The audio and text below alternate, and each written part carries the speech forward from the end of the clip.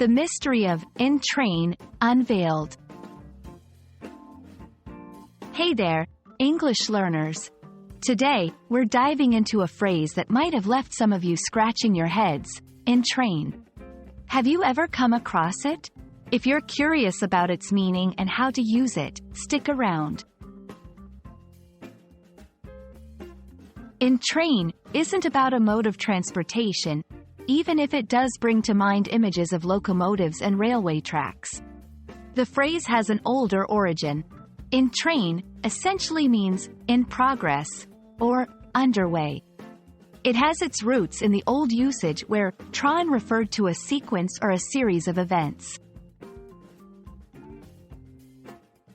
Now that we know what it means, how do we use it? Let's explore. 1. Contexts. This phrase is more formal and is commonly found in written language like reports, documents, or news articles. 2. Examples. 3. The plans for the new park are in train.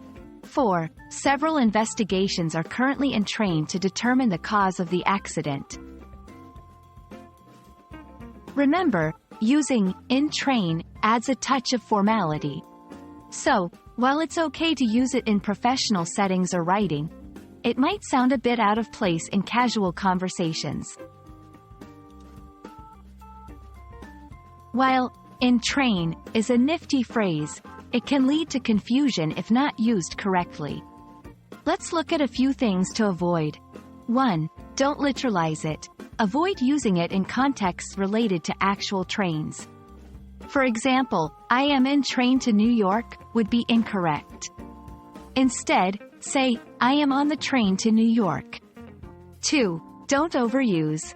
Just because it's a cool phrase doesn't mean you should use it everywhere. Save it for the right contexts to avoid sounding unnatural.